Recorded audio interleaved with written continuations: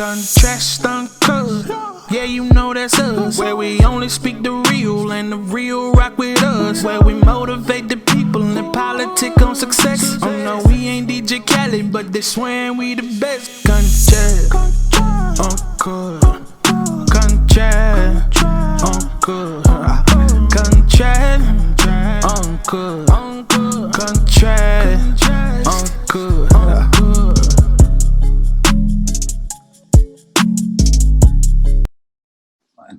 What's happening? It's Contrast Uncut. It's season 4. It's the season finale. I have to do it big. I got to do it outrageous. I got to do it just the way how my brother is, how he does his career. And it's episode 50. And, I want to make sure I give a big shout out to Uncle Snoop's Army and Bobby D Presents. I appreciate you, brothers. It's your host, Zylo, a.k.a. DJ Juan Dollars Like I Won Some Money. Ladies and gentlemen, today we have an incredibly legendary special guest. When I say legendary, I mean he put the legend into the hip-hop legacy. He's from Switzerland, where he flipped a coin after scoring 2 goals before halftime in junior national game and refused to cut his hair. And when he flipped that coin, it sent him to America instead of Australia. Since he has found a new home in New York and pioneered his own legacy and imprint on what we all love and call hip-hop. Having accomplished the first of so many in the entertainment world, it's easy to say he fell in love with hip-hop and it received him with ambition and dedication. He is a world-renowned manager, businessman, producer, and a true pioneer in this game. From doing the first variety show that showcased inner-city kids in New York, to showcase their talents of singing, rapping, and breakdancing, to a stage for a chance to be in the finals for the first urban format at Radio City Music Hall was unheard of. And this brother was securing funds from investors to launch 5 years for 40, 50 shows for the New York City Fresh Fest. I mean, this brother has done so much, and that's just the tip of the beginning, just a beginning speaking about this brother. And you guys got to understand, that's why he's my season finale. And I mean, he's managed and developed the Fat Boys, the Ed Lover and Dr. Dré, the MTV RAPs, Run DMC, DJ Skribble, which was, the go-to DJ for MTV Spring Break. When I was a teenager, it was the go-to see anything happens, because where I was at, it was a little dry. But that's none of my business to put out. So I appreciate you for having him. To Grandmaster Flash, to Fat Man Scoop and his wife, Shonda, to JR, Julia Roberts, to JR's Sports Brief. While he has continued to create content and produce, he is the brilliant mind behind the likes of Tin Pan Apple Records, MTV Raps, Man and White Show on MTV, ambassador of Hoops the Man, Crush Groove, and Disorderlies, just to name a small few. And this, like I said, is just a sample size of what this brother has done. And if you don't know who I got on the show by now, it's all good. As the way it has Fat Joe described this brother, he's hip-hop royalty. Charlie Stettler, everybody. Thank you so much. My God. I can't even remember half the stuff you just mentioned. First of all, I got to apologize to your audience here in case they're wondering why the hell I'm laying in a bed 3 o'clock in the afternoon in New York. So being a lifelong runner, I average about 20 miles a week for the last 50 years of my life. Finally, my hip crashed. I guess when you're 200 plus pounds and you pound those miles every week, I had to go in and I had hip replacement surgery. And I was trying to be brave and sit in my office chair to show you some of my great things behind my desk, but I couldn't. So here I am laying in bed, but I'm all yours, my friend. Thank you. I'm honored to be with you. As I told you in my email, I have given maybe 3 interviews in my entire life. And to quote Russell Simmons, who told me about 25 years ago, he said, you know what's wrong with you, Stettler? I said, no, what's wrong with me? He said, I spend about $10,000 a month promoting myself. That's who I hire publicists for. He says, you spend about $20,000 a month, but you promote your act. You never promote yourself. I said, well, different thinking. What can I tell you? So I did want to do this interview with you today because I listened to some of your work and you touched me. I felt you.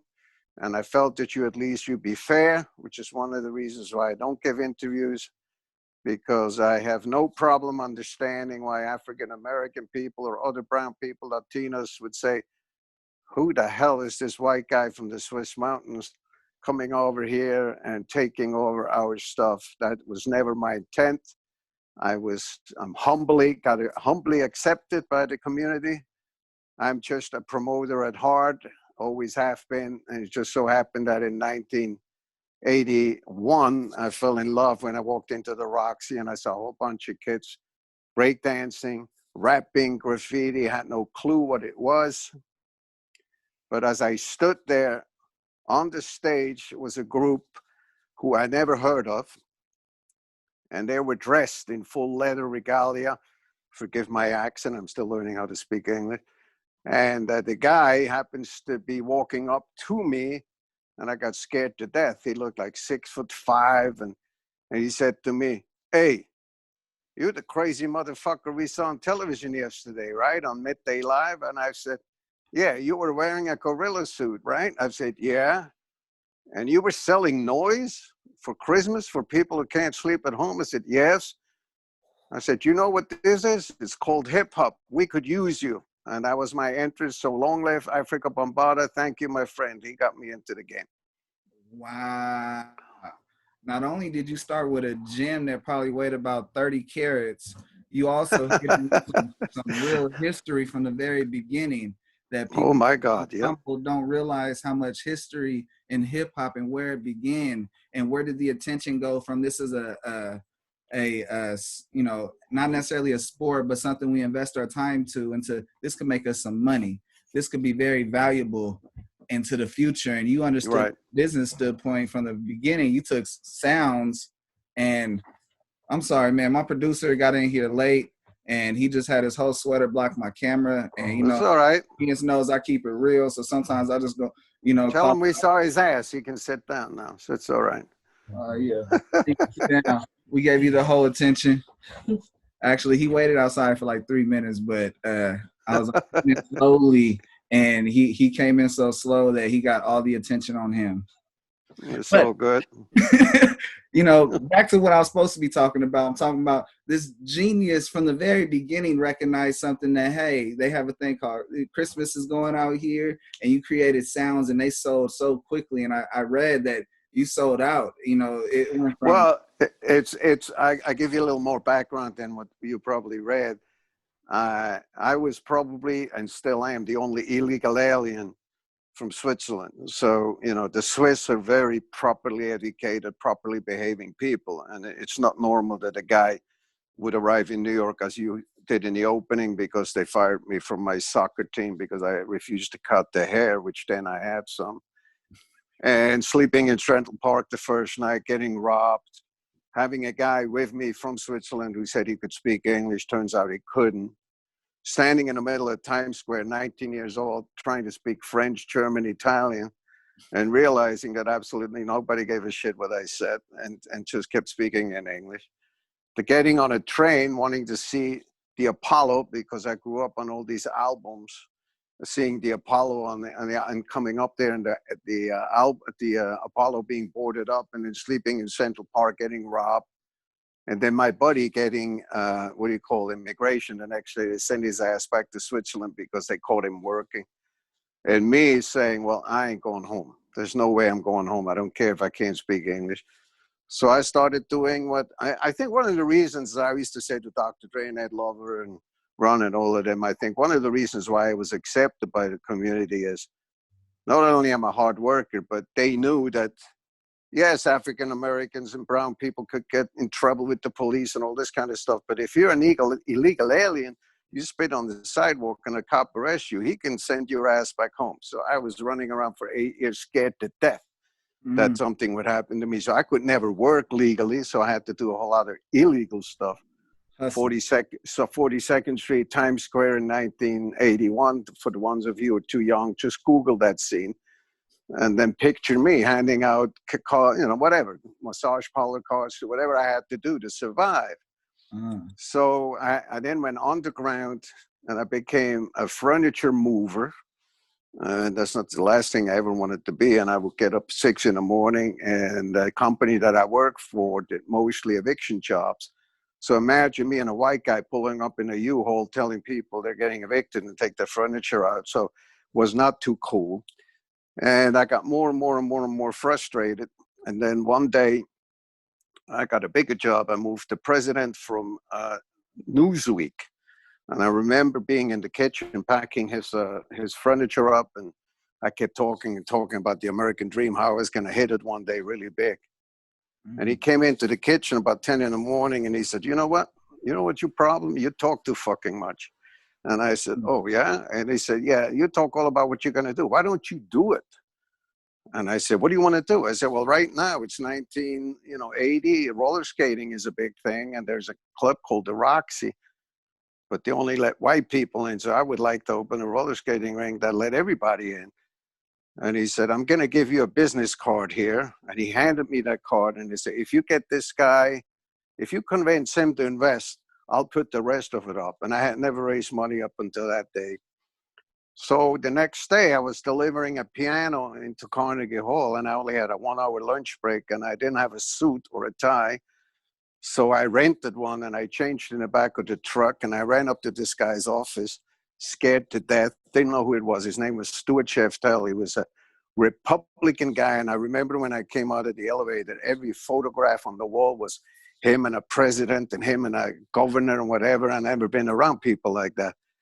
And I only had an hour. So the secretary made me wait, and I wait, and I wait. And about a half hour later, I just stood up. I walked into this guy's office.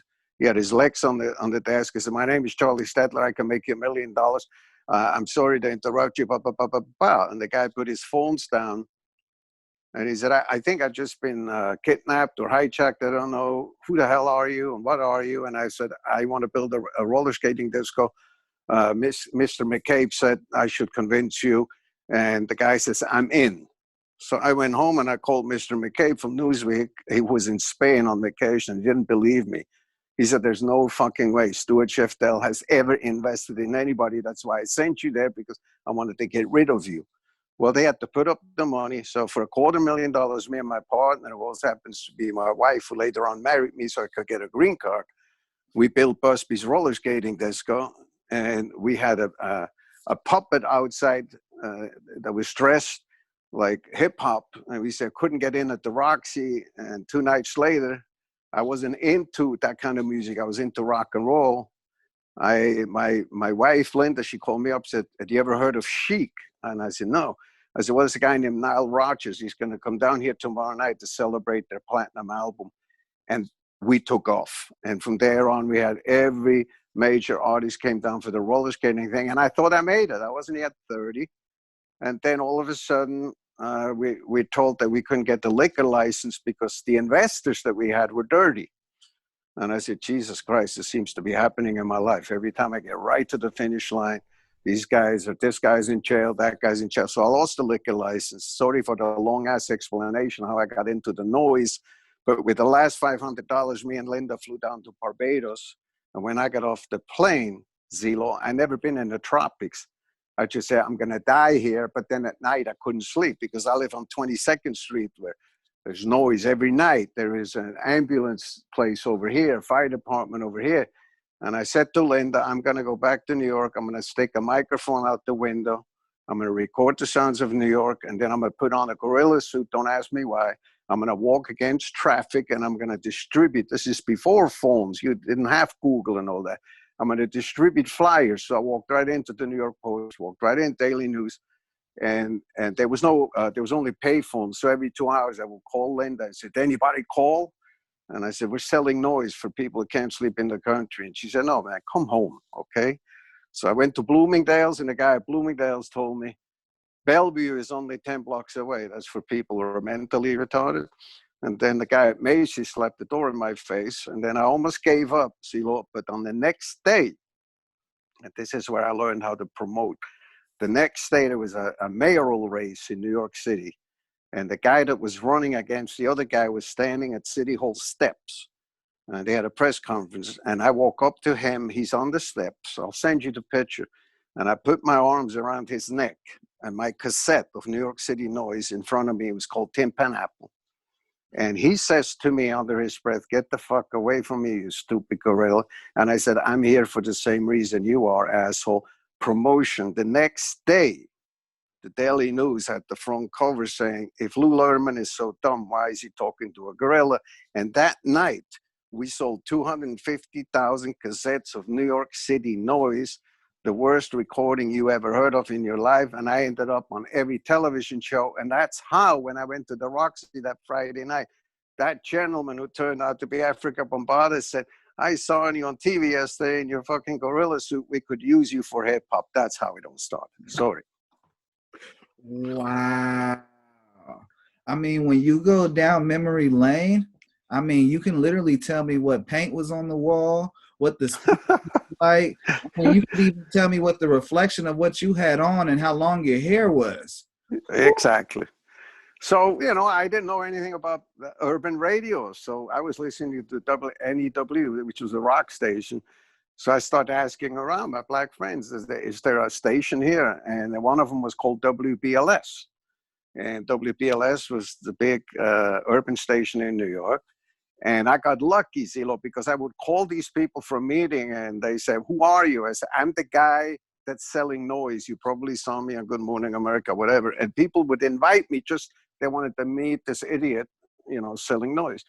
And Charles Warfield, who was the head of BLS, met me under those conditions. I remember walking into his office and he had a cassette on the thing. And I said, now I made a record out of it. It's called a rap record. I didn't know what rap was.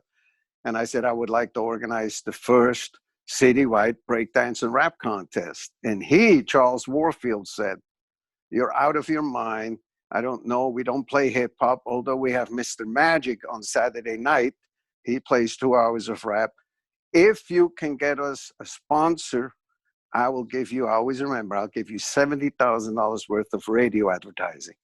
And I'm going, I never heard numbers like that, Zylo, in my whole life. And so I said, who would I speak to? I said, well, I'm going to give you a card, just like the Newsweek guy. I said, it's a guy up in Purchase, New York. He runs the local Coca-Cola thing. Go up there and see if you can sell him. I said, I did. So me and Linda went up there in a rental car. And I do my presentation that hip hop is the future in the front of a bunch of old white people who had no clue. And I play them footage of break dancers and stuff. And I say, rock and roll is dead, blah, blah, blah. And I want to organize this. And for some reason, the guy goes, okay, I'm in. So on the way out, he says, where are you going to hold the finale? And I said, well, I would love to rent Studio 54. Now, you got to remember, I didn't have a penny in my pocket. I just had my mouth and my belief. And the guy puts his arm around me and he said, how long have you been in the country? So I said, 7 years. I said, this is Coca-Cola, nothing less than Radio City Music Hall. So I get in the car, we pull up at the payphone. I called Charles Warfield at BLS. I said, I got you $300,000. Are we doing this deal? And like the guy McCabe, he said, you fucking kidding. You didn't get 300,000 out of Coca-Cola. I said, yeah, one more better.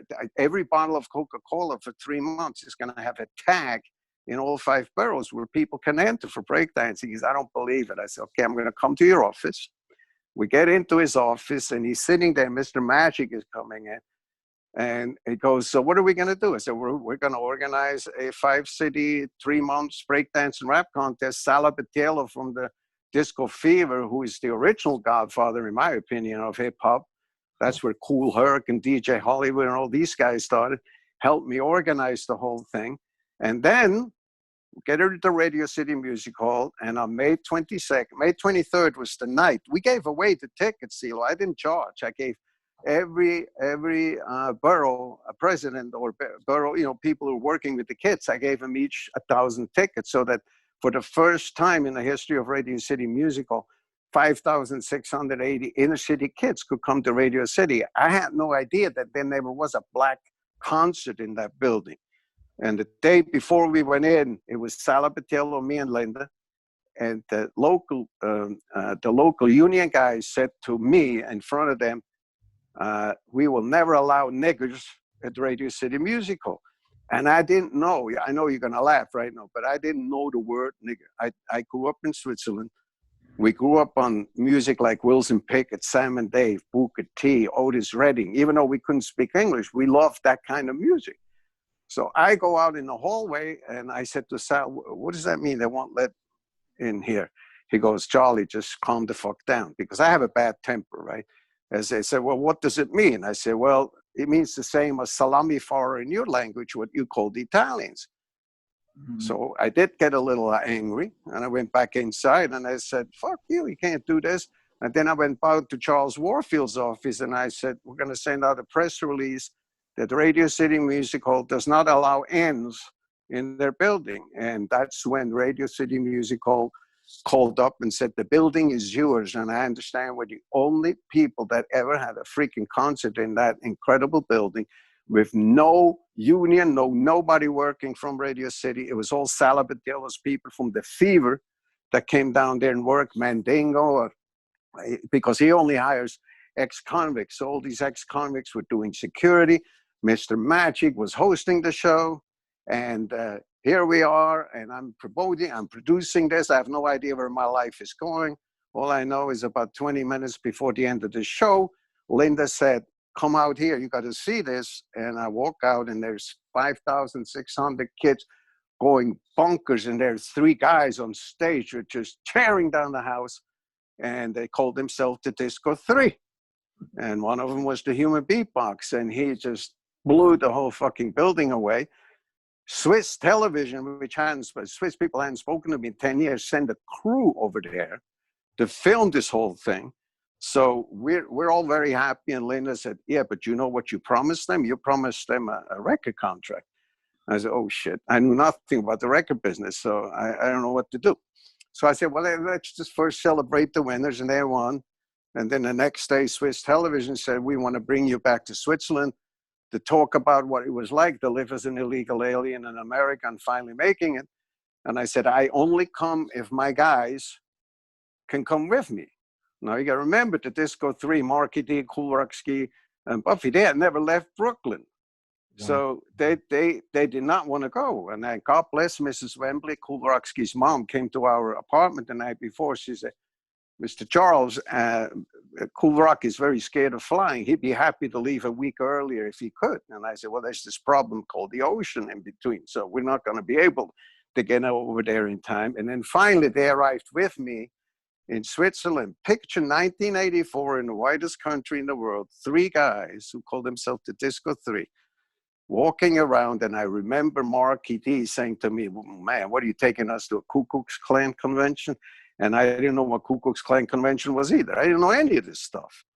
So 4 days later, we're going back home. I do all these Swiss interviews. I have my guys rapping up in the mountains with the farmers and all this kind of stuff. I knew nothing. I didn't know about Grandmaster Flash. I didn't know about Run DMC. I didn't none of that. And I just did it because I fell in love with the concept and I like to promote, right? So I come back to the hotel, and this story is true, although in Crush Groove, it's not being shown the way that is. That's because we didn't have money to go to Switzerland and film. But the real story is, as the Fat Boys be happy to tell you, I came back to the hotel, and they were all sitting in their room ready to go home with their religious cross hanging. You know, they couldn't wait to get out of there. And I went downstairs to pay. And I don't know if you've been in Switzerland or Germany, but a lot of the hotels over there, the cheap ones, they charge you, breakfast is included. So it's like $80 a room plus breakfast. And I get a bill for 350 francs. That was a lot of money back then. It was like $800. And I said to the guy, I'm not paying this. And he goes, yeah, in Swiss. He's cursing me out in Swiss. He said, because every morning when you go and do your meetings, these fucking guys are coming downstairs and they're eating us out of the food in the kitchen. So I went upstairs. And you got to remember, again, I knew nothing about hip hop. I just said to these guys, listen, I think there's room for comedy. So I am going to call you the Fat Boys. And Marky D stood up and go, yo, we ain't fat, man. Fuck you. So we got on a plane. We got home. Disco 3. I'm going into the studio. Curtis Blow writes a song called Fat Boys. And the guys still don't want me to call them Fat Boys. So I said, okay. About this time, Run DMC comes out with the first hip-hop record. It's Like That. And the thing is playing over BLS. And I asked the record company that I'm with, gangster named Maurice Levy. I didn't know anything about those guys either back then. But they go, no, they don't play this kind of stuff. So I went down, when there were record companies, there was a store called TYou Records on West 4th Street. And I went in, and Zylo, I couldn't do that today. I would probably be called, Al Sharpton would kill me for it. But I asked if I could put a meat scale in the window at TYou Records. And they said, why? And I said, so I did. And I asked Curtis Blow to come down, and Curtis Blow stood on the scale with my 3 guys who were still the Disco 3. And I distributed by myself about 50,000 flyers all around up and down Manhattan, saying, if you can guess the weight of the Fat Boys, and nobody knew who they were, you get $1 for every pound correctly guessed, and you get a Diet Pepsi. I went to Pepsi. I got them to give me like 600 cases of Diet Pepsi. And 2 days later, this one kid from Harlem guessed the weight, 876 pounds. And Channel 2 News filmed it. And I got on the evening news, and I called Russell Simmons, and I said, listen, you got to do this thing called the Fresh Fest. Let me be the opening act. Look, we're on television. And you know what Russell said? Said, yo, Charlie, that's some local shit, man. Okay, and plus you guys are buffoons, man. That comedy, that's not what hip-hop is about. I said, yeah, but look, I can help out. So 2 days later, I walked down Broadway, and I buy the Daily News, and the cover of the Daily News is that the Jackson 5 are reuniting. So I called Linda, who's American, and I said, Linda, can you write me a press release? She said, what? Can you write that the Jackson 5 have hired an unknown rap group from East New York called the Fat Boys to be the opening act? And she said, they are? I said, no, can you just write it to me? 2 days later, I'm on Good Morning America with the Fat Boys. Regis Philbin is hosting, and we're in the green room, and we're freaking out. We don't know what to talk. And the Fat Boys said, Charlie, man, what are you going to say? And I said, whenever Regis says to you, how did that happen? And how it must feel so incredible to be on that Jackson 5 tour. You just go, brr, stick 'em, ha, ha, ha, stick 'em. And I still have the tape, Zylo. After about 20 times, Regis Philbin say, okay, get out of here. Brr, stick 'em. I don't know who you are, what you are. And that's how I then got on the Fresh Fest. And then Russell goes, hey, if you're so good in raising money, why don't you find us a sponsor? So I went home, and as I told you, I don't get along with the Swiss, but I had one friend. He's a painter in New York, and I said, is there anything the Swiss are trying to sell in America? He said, yeah, there's a company called Swatch Watch. So I called the guy who owns Swatch Watch, Max Imgrid, who's now my neighbor right down the street. And I said to Max in Switzerland, hey, come up here to something new called hip hop. And he came to the Roxy. And he looked at it, and he's 10 years older than me. And he said, I don't understand. Why are they spinning on their heads? Why are they graffiti? And I said, this is the future. Rock and roll is dead. And he says, rock and roll is never dead. I said, come on, the Stones are finished. Humble Pie is finished. The Beatles are dead. This is the future. And I said, what's your budget for the year? And he says, $360,000. And I have that check hanging behind me on my desk. If I could show you, I walked into Russell Simmons' office. I said, I got his $360,000. And Russell put the check in his pocket. And I said, no, motherfucker, that's not for you. How many cities are we touring? He said, 30 cities. I said, good. We divide that by 30. And I want one more thing. I never have ridden in a limo. So when we go to Charlotte or Macon, Georgia, or Atlanta, I want to be in that city on Monday for the Friday night concert, and I want to promote. And Zylo, I went to the opening of a Clam with my guys. I would drive into schools, 3 in the afternoon. Kids never heard of hip hop. They would open the window. Who that? Who that? I said, the Fat Boys, the Fat Boys. If you yell real loud, Fat Boys, they'll stick their head out of the window and they do stick them. So guess who had the most audience on Friday night when we came back to Macon or Charlotte? Was me, right?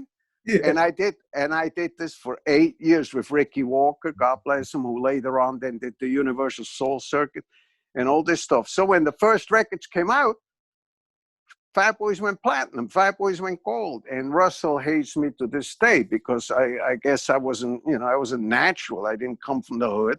But I said, fuck it. I mean, that's why I think Melly Mel and Flash and all them guys still work with me.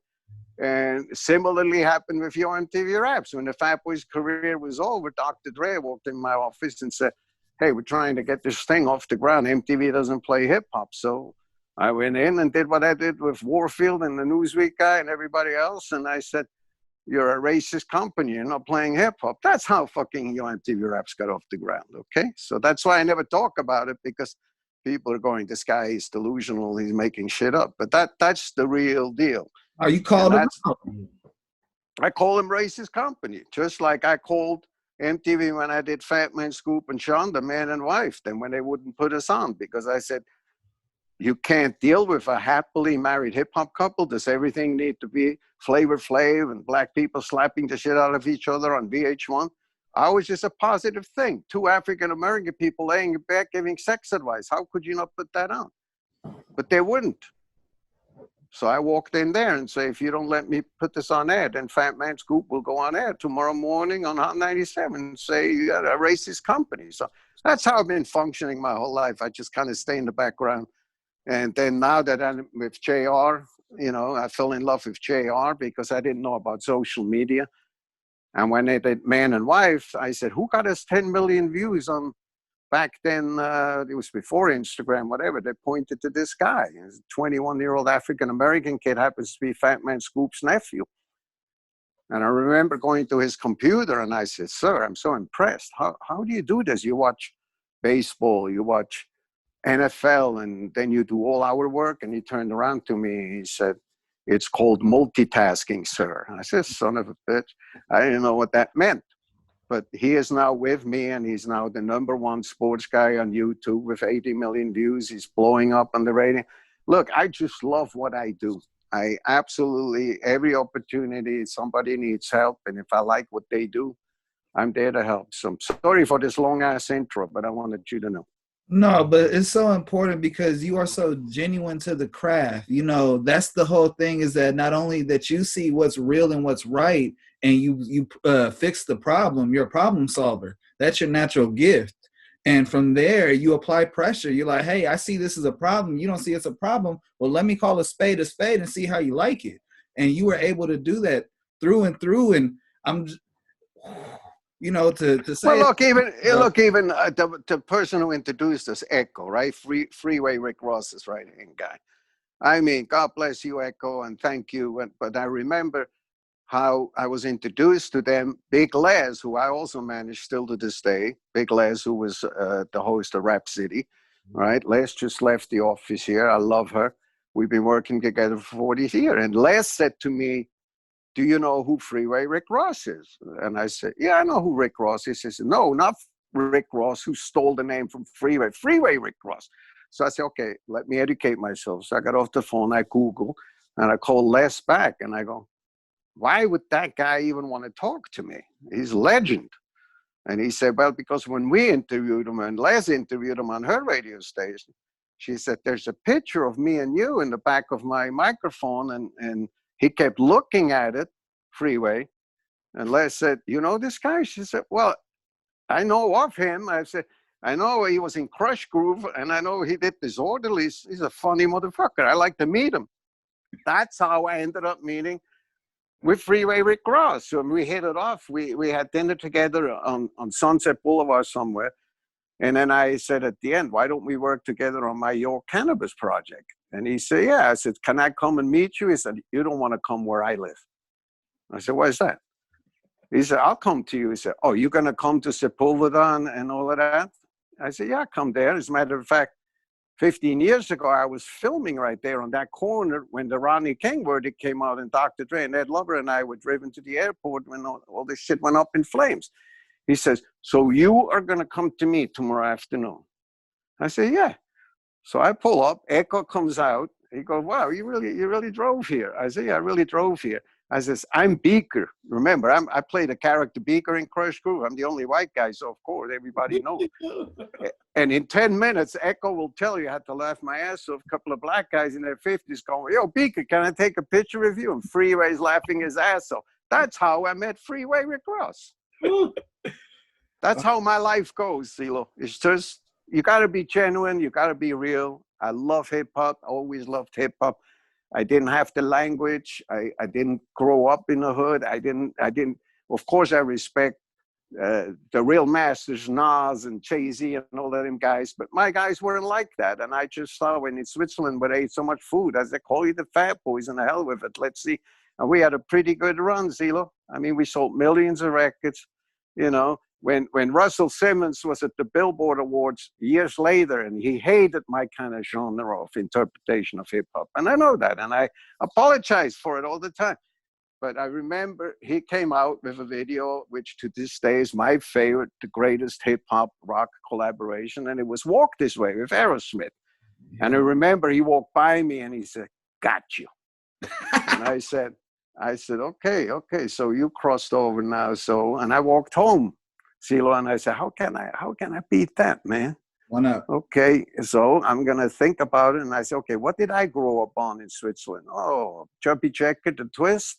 And how about a group called the Beach Boys with Wipeout? So I call John Branco, who's still managing Michael Jackson's estate. And I said, hey, my name is Charlie Stettler, Fat Boy. Never heard of you. Yeah, I know, but the Beach Boys, I have this idea with the Beach Boys and the Fat Boys do a record called Wipeout. And then they set up a meeting with Tom Hewlett, who was the Beach Boys manager, who absolutely ridiculed me in the office. He said, why the fuck would I do a record with you? And I said, why the fuck would we do a record with you? My guys never heard of your guys and vice versa, but somehow we got pulled off. And when I came back to New York, I said, but we need something more because we're never going to catch Aerosmith Walk This Way, man.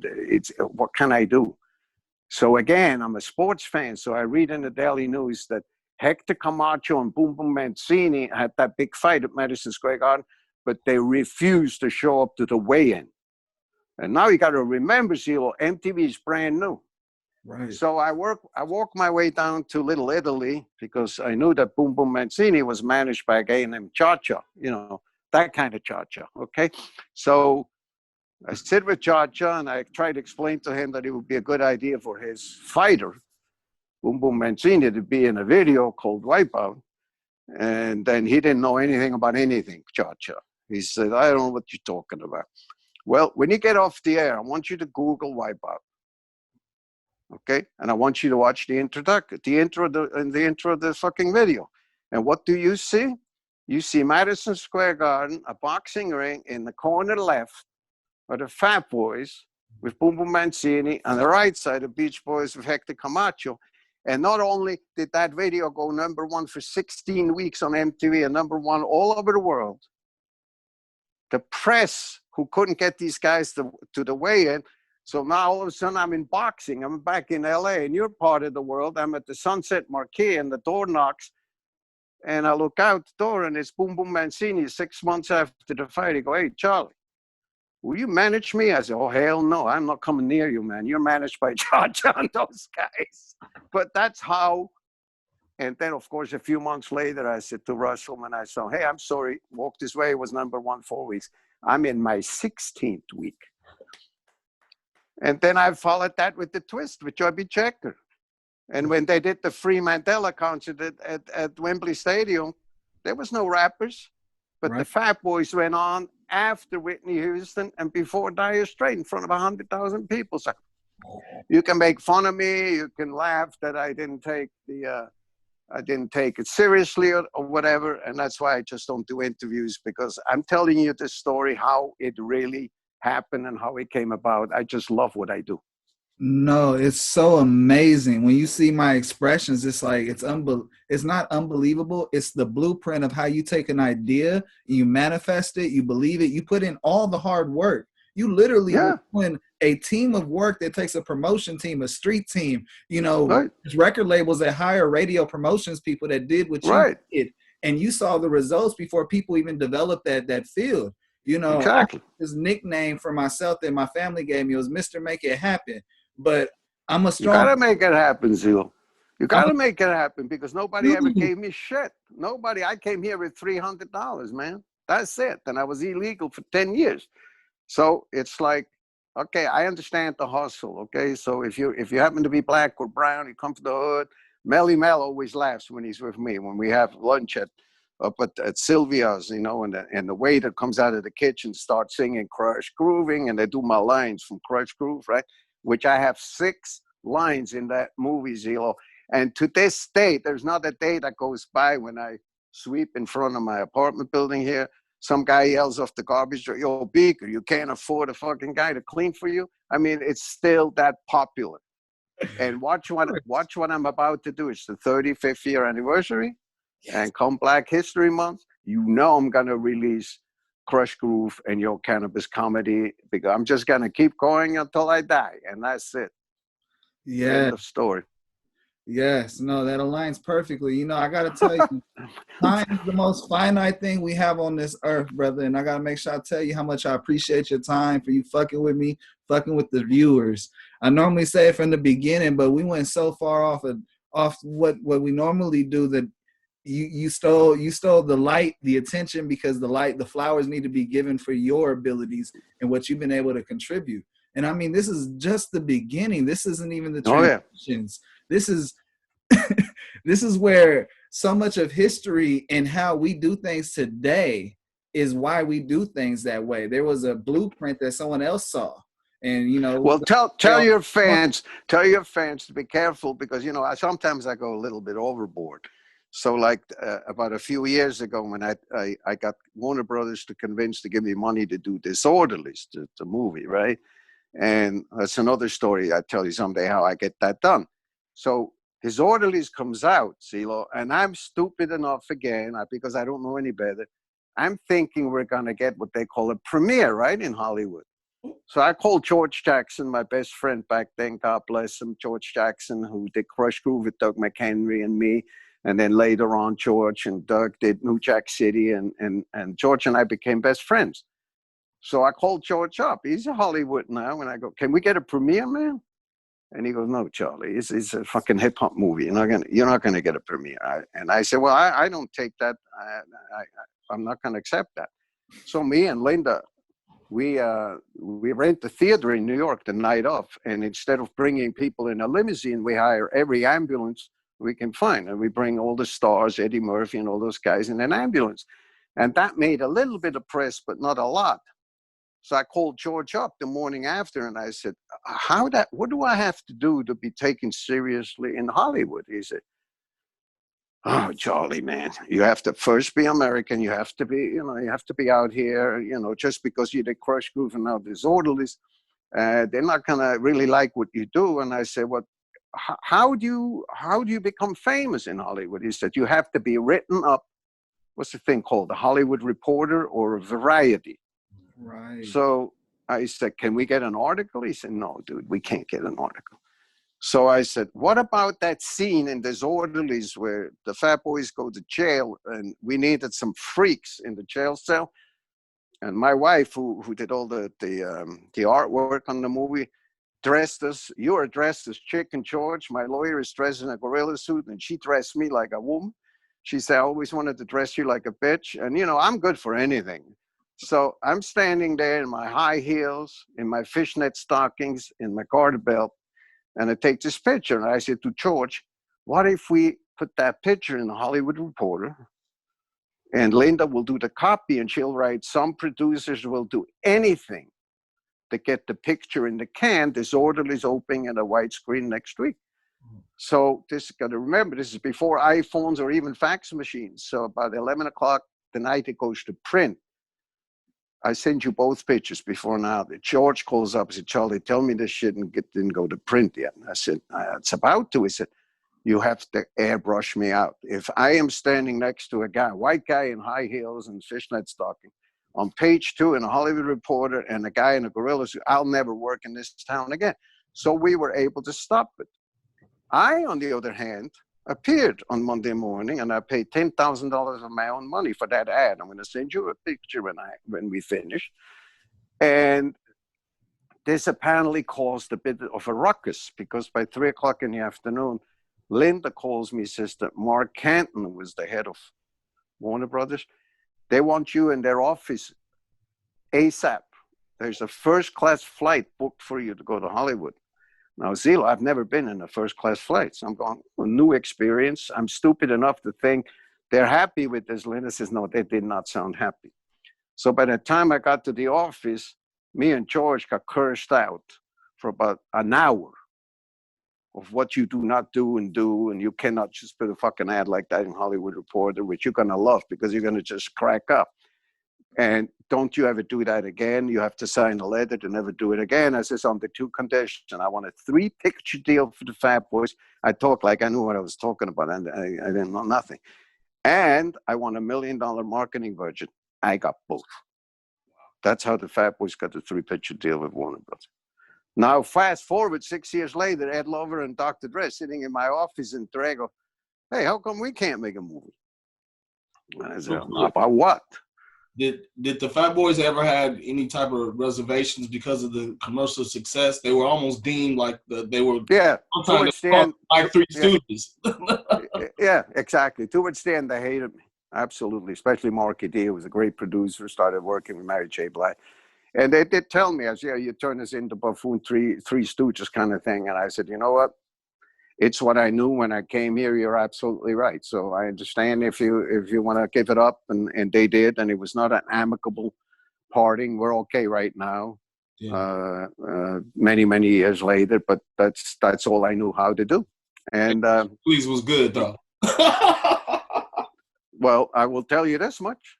Okay, there's not one rapper or rap group in 1984, 85, 86 that had $6.7 million in their bank accounts, and they did, those 3 boys, and they were not yet 18 years old.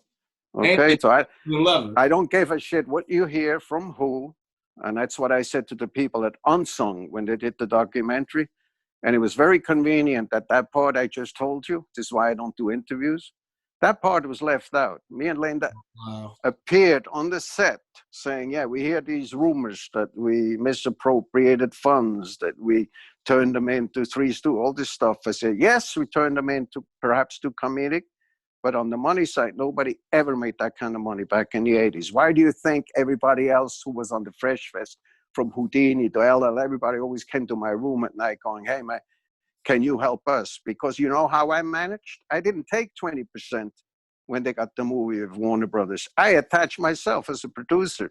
Never mind, I didn't know what that meant first. But I got $100,000 from Warner Brothers, so I didn't have to commission them. When I did the television show, I attached myself as that.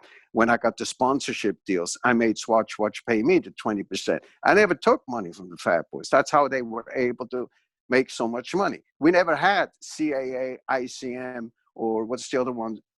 William Morris, who always wanted to grab him. I said, why do you need them? I do everything. Mm-hmm. All right. Mm-hmm. So later on, there were rumors when it all faltered. There were rumors, Marky D or Kuvak, I forgot which one, gave an interview when they were asked, so how come you don't have any money right now? They go, well, management. And that shit stung. And I never knew that it go both ways, racism and all this kind of stuff. You know what I mean? And I live with that to this day. There are still people walking around. As a matter of fact, Ed Lover, when I took their careers over and I managed them for 10 years, the first thing Ed Lover said to me, tell me you didn't steal from the brothers. And I said, I did not. As a matter of fact, here's my office, 57th Street. Here are the keys. There are 27 file cabinets over here, all Fat Boys. I had a factory of people working for the Fat Boys. There was 14 people. We had our publicist, everything. That's all we did, Fat Boy. I said, for every dollar you find misappropriated in the accounts payable or anywhere else, I give you $10,000. And Ed Lover stood there, all right, give me the key. I said, go ahead. Well, he was in there for about an hour. I can die today. I never took a penny from anybody, but that rumor has been, floating around. Anyway, coming back to Ed Lover and Dr. Dré, they said, why don't we do a movie? Their idea was, who's the man, right? With all the rappers, Ted Demi directing. So we didn't know where to call. We knew we couldn't go to Warner Brothers. They wouldn't give me another deal. So we called Bob Shea, the guy who ran New Line Cinema. Wow. And I lied my way in there and told him I'm the guy on page 2 in the Hollywood Reporter wearing a garter belt. And his secretary said, what? And I said, can you just tell Mr. Shea who's on the phone? Ed and Dré sat right here upstairs in my office, laughing their asses off. And finally, Shea got on the phone and said, you're out of your fucking mind. You have a meeting with me at 1:30 tomorrow. Went in there, got $5 million. That's how we made Who's the Man. Again, without an agent, you know what I mean? You got to be creative, man. No, you definitely have to. And when you have that mentality just to make it happen, you sort of learn what your titles are later on as you continue to do it. Because I didn't know what Billboard was. When Maurice Levy called up and says, "You're number 10 in Billboard," I was on tour. I didn't know what Billboard was. I didn't know that Hollywood Reporter, you shouldn't put an ad in there if you're naked ass, but it worked because it's $1 million marketing budget. Sacrifice. I mean, you put yourself on the line. I got a quote, Charlie. Let me know how this quote relates to you or if it doesn't, but I feel strong about this. And here we go. It's always better to shock people and change people's expectations than to give them exactly what they think you can do. Jonah Hill. Yeah. I mean, you walk into a room, we know you do fantastic podcasts. If we did a little research on you, we knew how you grew up. We know how you struggled and all this kind of stuff. But most people don't do that research. So if you walk into a room, they just see you and you have like 5 minutes to take over that room, right? So when my later on wife said to me when we went to a party, she said, "Can we just for once not talk about what you do tonight? Because the people we're going to a party to are not in your world." He said, "Doctors and lawyers, and I don't do well with that crowd." So I said, "Okay, fine." So I go to the party, it's a cocktail party, and talking about what you have to make an impression. So this older white woman comes up to me and she said, "What do you do for a living?" Remembering what my wife said, "Just don't talk about it anymore, what you do." It just came in my head. See, I can't tell you why. I said, "I'm an undertaker." And 20 minutes later, there were 10 other women around me saying, "So what's it like to be an undertaker?" I said, "Well, unfortunately, I lost my license." And now they go, "Why?" And I said, "I'd rather not talk about it." And then one woman go, "Oh, no." I said, "Oh, yes. This poor guy that I had working for me, unfortunately, yes." And all of a sudden, all these people around me, my wife walked in the back of everybody like this. So, you know, I like challenges. That's why I'm doing Your Cannabis right now. I don't smoke weed. And as Snoop Dogg told Freeway Rick Ross, of course, Charlie Stettler is going to do the first Your Cannabis Music Festival, Your Cannabis Comedy Tour, Your Cannabis, and the guy doesn't fucking smoke weed. And I would tell Snoop, who I love, I said, "Listen, the last time I smoked any kind of weed or got close to weed is at the VMAs. I was in your dressing room for 5 minutes and I was stoned for the rest of my night." I can't handle weed, but I can handle that the whole country is now going legal. Okay, and your MTV RAPs, you fucked me. You didn't want me to take me to tour around the world because you're too greedy. You didn't want me to bring your MTV RAPs to Vegas every Friday and Saturday and Sunday night where Dr. Dré, Ed Lover, Fab Five Freddy, and T-Money could host. And we would rotate it, Salt and Pepper, Naughty by Nature. We could really do something great. You told me 12% licensing fee. By the time I had a deal in place, you went to 30%. Now we can't make money. So I literally walked down the street again and called Linda. I said, "Can you find out if the word Your Cannabis is trademarkable?" She said, "Why? What are we doing?" I said, "Can you just find out?" Just like the press release years ago about the opening act for Jackson 5. Now I own Your Cannabis trademark for comedy, for film, whatever. And now we're going to do all kind of funny shit. So the first thing we're doing is a TV show.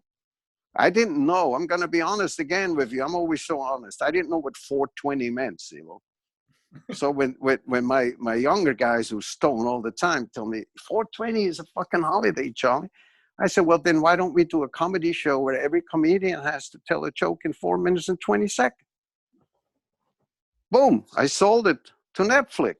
I mean, I sold it to a production company that was going to do it on Netflix, but then COVID hit. So now I'm going to do a Your Cannabis comedy tour. We're going to go to every city. Every comedian has 420, tell a joke. Right? Brilliant. Until the next idea pops up. Whatever. Wow. You know, fun. You see why I don't do interviews? Because you can't talk to a guy like me. You're going to get two kind of reactions. I guarantee you right now. Yo, don't ever put this fucking guy on air again. He's out of his mind. Or we don't believe a word he said. Because my life's that crazy. Well, from one crazy life to another, I grew up where I didn't realize how crazy my life was until I went to college and I started to tell my roommates' friends that lived in LA about some of the things that happened to me, about my father, and just a whole array of things. I was born during the earthquake of all things that happened. And once I started telling them stories, they got to a point they were like, Zylo, I don't want you to tell us anything else about your life. We don't believe you. And I'm Right. like, I got the newspaper articles for proof. I got everything that if this is before the Google show me era. Right now we're in the era where it's show me era. You say this, show me, show me. And so like I developed to have all this stuff and then not ever share it. And then it came a point of like, why am I bodied up with all this gifts and talent and all I'm doing is making other people money except for doing something for myself? And then, Right. you know, all these other things started to spawn. It took the excuse of why you wouldn't do it and made it the reason to do it and apply pressure. And, you know, from my upbringing and people always telling me no or telling me that it's not the way to go, I always found another way to make it happen and show them like, hey, you know, let me just do this so I can show you what it looks like. Good for you, Zylo. I was told my whole life it can't be done. It cannot be done. Every step of the world. Yeah, and the reason why I told you that story about Hollywood Reporter Naked, sometimes it backfires. I meant to finish that story. So I was raising money. I wanted to do a all cannabis film. So I'm down on Wall Street with probably Republican, probably Trumper kind of crowd. You know, I don't own a tie. I don't own a suit. So I'm in there in my T-shirt, whatever. I'm pitching my heart out. And the old guy, he had to be like 80 years old, says, yeah, it interests us. Tell us the terms again. So I said, $2 million for 20% equity. And he goes out of the room. And he's gone for about 5 minutes. And he comes back, says, is this you? And he holds the phone up. And I swear to God to you, I had never Googled myself.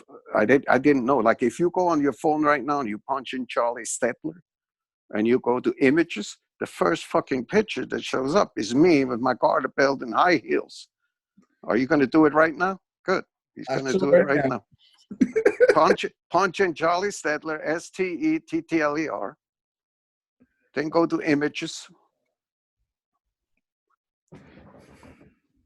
Go down on the right, the second one down.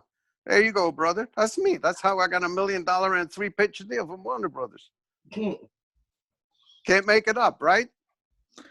No, that's the greatest thing of all about history is that no matter what, there's a paper trail. You got to be wise enough to leave a paper trail. See, I didn't tell but you. That guy didn't give me the money. So I walked out of there going, oh, shit, that maybe. I mean, how can I remove that from Google? And somebody said, well, you got to call this company. I said, oh, fuck it. That's actually, maybe that's a funny thing to show at parties. And if you can't handle that, no, I'm not gay. And if I was, by the way, I'm in support of the gay community. But I do whatever you got to do, man. You know what I mean? So what? It worked. I ask every guest of mine if the game chooses them or did they choose the game? And, you know, I definitely want your answer. But the whole reason why I ask this question is because it's the true testimony of do you really want it or not? Do you feel like you did it so that you wanted it so much that you did everything possible?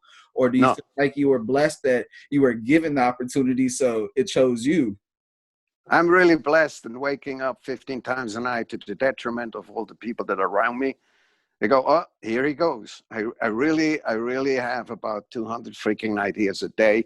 I would say 199 of them are garbage, but every once in a while, one sneaks through and they're fucking hot, you know? So I have a pad next to my bed. I know it's digital age. Everybody is on that thing, but I still write the shit off, man. Smart. So I had an idea at 4 o'clock this morning, which I'm not going to share with you. It's so crazy, but it just, you know, after Biden won, I said, oh, we got to take advantage of that so we get to. So I think what's the question? You find the game or the game finds you? I didn't know what the game is. I still don't know what the game is. I really don't. The game is the business of the entertainment world, you know, to be quite frank. Which I love. And you sort of, not only did you figure it out, you sort of rewrote standards. You rewrote the way how you do things. If you really want to get this across, I mean, look at the Hollywood Reporter ad. You know, the craziest producer to get the shot done, he dressed up into the role that no one else wanted to do, so he did it. Yeah, there are people who go, that's disgusting. There are people go, I would never do that. I say, yeah, that's why you're still sitting on Sunset Boulevard 20 years later saying you're going to get a movie done in Hollywood. I got 3 of them made. They're not excellent, but at least I got them made. classics. Get out of here, bro. Yeah, But that's, you know, that's up for debate on your end. On our end, it's classics. And I'll tell Thank you very much. you know, for me personally, I've had jobs where I've been the general manager, the area manager, where I've ran multiple gas stations, and they would have me cleaning restrooms after truckers, cleaning showers after truckers. Oh, yeah. And I would have, like, I would sweep up dirt just to make, you know, the gas pumps look good. And to be honest, I hated it. But because this is what my job represented, I did it all. And then I was like, how is someone going to lead if they can't follow my lead on what I'm putting out there, what right looks like? And so I've always had that embedded in me from top to bottom, from restaurants to whatever. Like, you know, if I have to set everything up, or if I got to drive 10,000 hours or ride for 10,000 hours so I get to a destination, that's what it takes to master something, then I'm doing it. I'm doing whatever. Listen, I always think back, and people say, how did it start? I say, how did it start? I sold noise, man. I sold freaking noise. I mean, and they go, what do you mean you sold noise? I did. 250,000 cassettes of noise for $5 a pop. I never made that kind of money.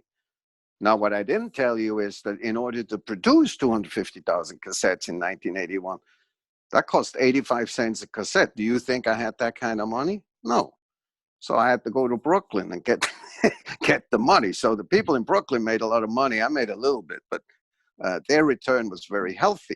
But it showed me the way that if you're crazy enough, and then to have Africa Bambaataa walk off that stage, and it took me 20 years to. I send you the picture of an event where I finally had a chance to thank him. When I hang up, I send it to you right now, and say, "Bam, did you know that you are the reason why I got into hip hop?" He said, "I had no idea. I thought you were always in it." I said, "No, that night you walked off the stage." So, you know, I could twitch this story 19 different ways and make it sexy and sound good, but I'm just a humble dude from the mountains whose sole career in life was I wanted to be the best soccer player in the world, and they took that away from me. And then I came to your country, and after 2 days I was broke and robbed and refused to leave. It took me 6 years, Zylo, to learn your language. I couldn't speak it. So, you know, even to this day, as you can hear, I got an accent and all this stuff, but you know, it's one thing to speak French, German, Italian. Another thing, all of a sudden you're in English and you don't know what the N-word means while you're about to go to the Radio City Musical. That's the truth. Right. You know, Charlie, from all the hats that you wear, because I mean, you wear so many. When I say hats, it's the different roles, responsibilities, from producing films, producing content for TV shows, to selecting talent, developing talent, to taking them on tours and promoting. I mean, everything. What has been your like favorite hat to wear from your experience? I would say I was asked this by the guys in Washington, the hip hop, hip hop museum. I brought them a lot of artwork and stuff a few months ago, and he asked me that same question. And how do you get off? What's the satisfaction? And I answered it this way. I said, to sit backstage at Barclays Center last June and to see an entire arena going crazy, and to have succeeded in producing the longest hip hop concert in history. It started at 7, it ended at 11:30. 32 acts, from KRS-One to Fat Joe, the Black Sheep, everybody is in and out. And all these guys passing by, I was sitting in the back in the production office, coming back and give me 5 and tears in their eyes going, "Yo, man, you've been with us for a long time." That's what I live for. I went home, I cried, man. It's just like, wow, this community trusted me to produce a show like this with DJ Skribble, who did a phenomenal job. We've had Lover Doctor Dré hosting at Fat Five Radio's team on 7.5 hours. Chuck Chill Out and Red Alert opened up the night, and talk about 5 hours of history. And they allowed me to do that, man. They trusted me. So that's what gets me off at night. No, that's phenomenal. No, that is. You know, something that does strike me as interesting, and I want to know how you did it, is that, you know, you had Run DMC, and then here you are, you're secretly competing with his brother. So it's like, you know, how were you? I'm sorry, I didn't have Run DMC. What I had was Rev Run. When he turned Rev Run, Ron came to me and he said, "Hey man, you're good in getting deals. Can you get me a book deal?" So I did. So I sort of like did my little sideshow with Run, but this was long past. No, when they were out, Leo Cohen was running around with the group out on the street. But you see, I never brought the Fat Boys into the same hotels because my kids were 16 and 15. Houdini, Salt and Pepper, LL, and all them were older, so they would go to one hotel. And I knew that if I go to that same hotel, you know, my guys would be into doing all kind of illegal shit in no time. And my business sense told me, even though they hated me for it, I said, I got to just come out of the arena, go somewhere else. So I was able to do that for 4 years. But then, of course, the guys turned 17, 18 and said, "Yo, Charlie, we're tired of doing this bullshit you had called Fat Boys." I go, "Okay, fine, fair enough." I'm not holding it against them. I hope they realize that they, if I read their Instagram posts right now, they go, "Hey, first group in Wembley Stadium, first group in East Germany, first group in Russia, first group." Zylo, I had them in every country. There was no hip hop back, not one. For 8 years, I was every single place already. So you ask a person in Italy about the Fat Boys, in France, in Germany, the little boys go, yeah, Kennedy Fat Boys. So if anything, I know how to brand, all right? Maybe I should have been not doing branding the hip hop community, but that's what I fell in love with. So what do you want from me? No, I don't mean you. No, I know, but I'll tell you from my own, we're so grateful. We have so much gratitude for what you've been able to contribute to hip hop, because we wouldn't have such classic standards of what something's supposed to look like. And, you know, I keep on using this analogy of what right looks like. And it's so crazy is that no one understands. You have to do so much and apply pressure in so many ways to understand what right looks like. You're going to have a whole bunch of failure. You're going to have moments where it doesn't make sense. But as soon as you come across that moment of that, aha, this is how everything connects, A to Z, I arrive, then you know that, you know, this is what right looks like. Well, I tell you what makes me sad today, and I said this to Nelson George a bunch of years ago. I ran into him, and I said, "Can I ask you a question?" He said, "What?" "You got a best-selling book about the history of hip-hop. Neither I, nor Radio City Music Hall, not the first ever contest, not the first ever sponsorship, not the Fresh Fest. We're not included. What's that about?" And he said, "What do you think?" I said, "Well, I hate to think that's what you're thinking."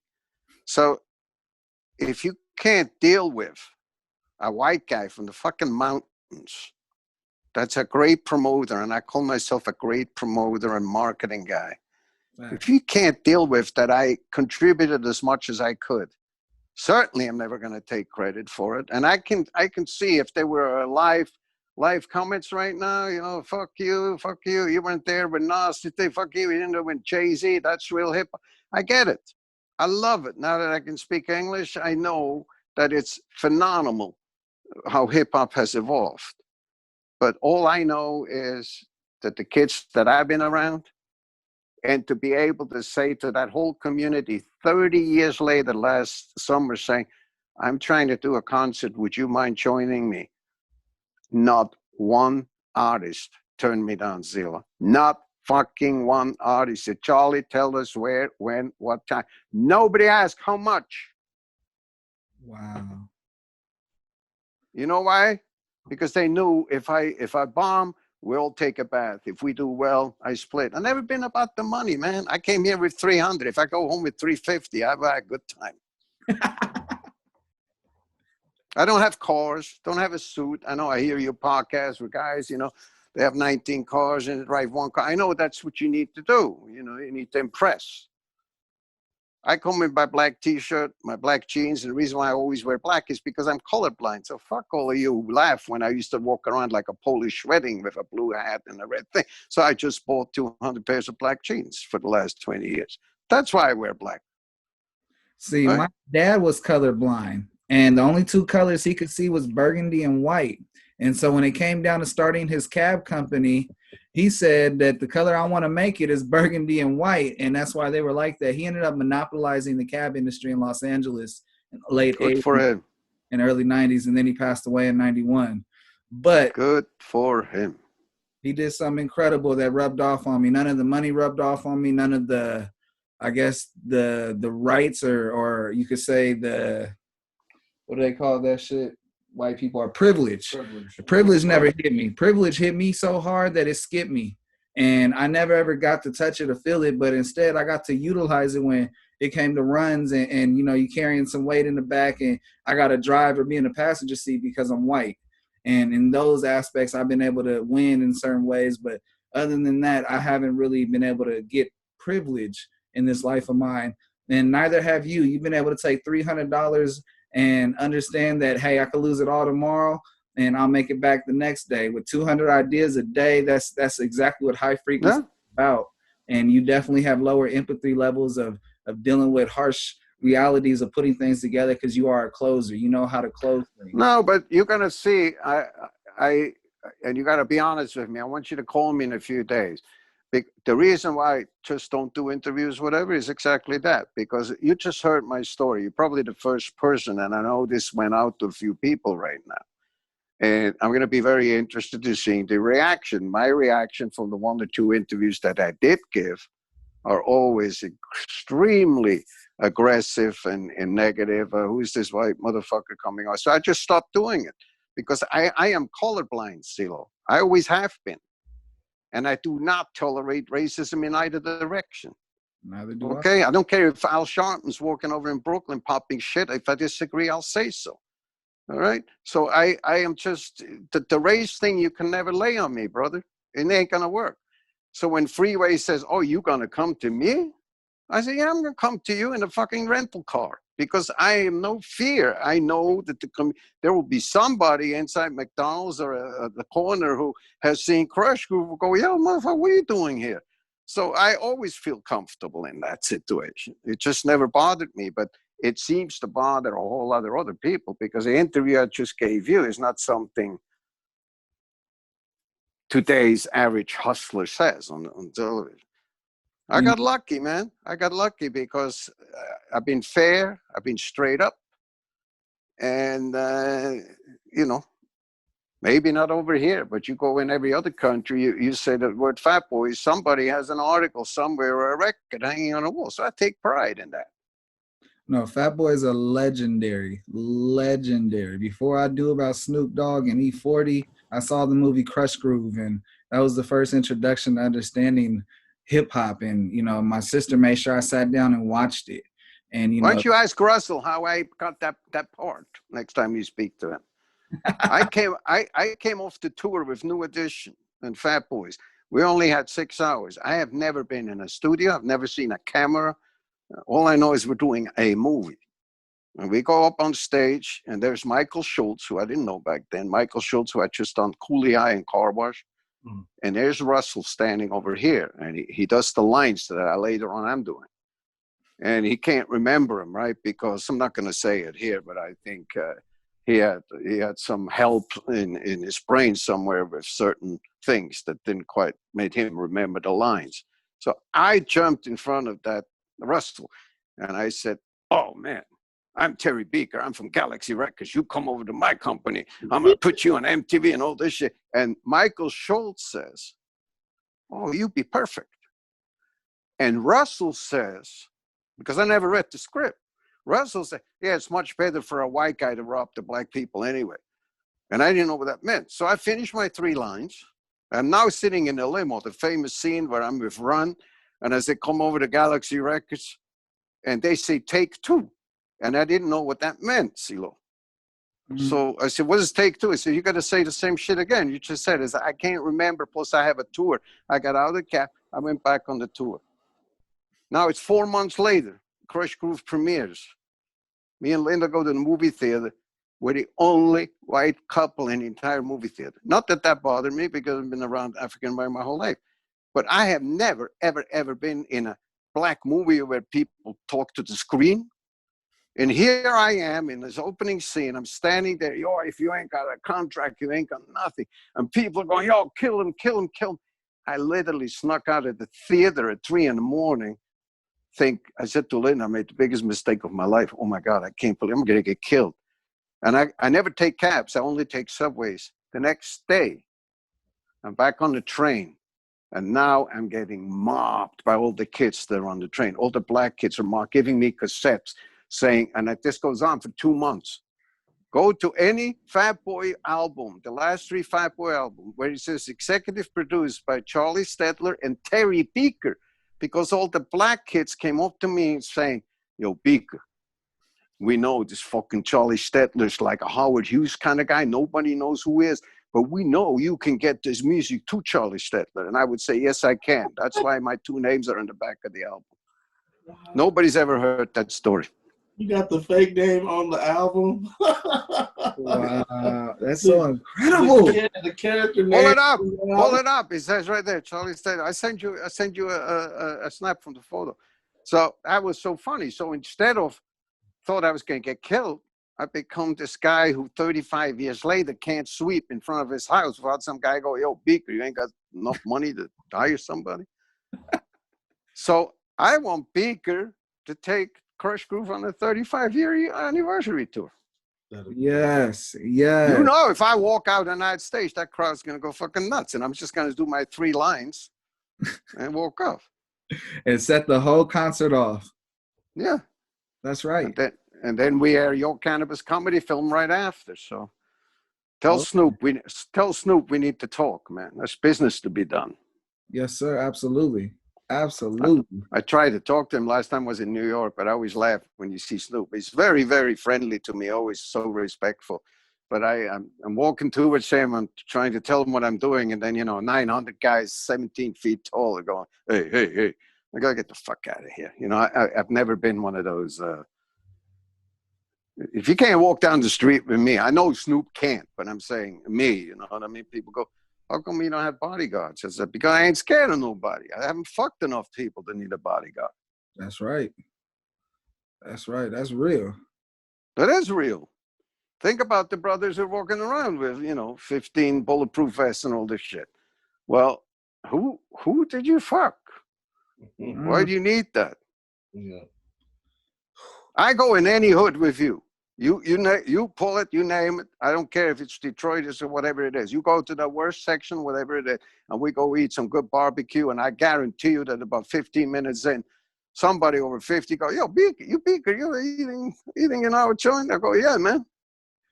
Charlie, I personally have done that. Now, granted, I don't have no celebrity stardom. I just got God and spirit, but I've walked in so many neighborhoods and had moments where I've known that the Grim Reaper is supposed to get me, but God sent an angel for me to have someone to ride along with and get up out the situation.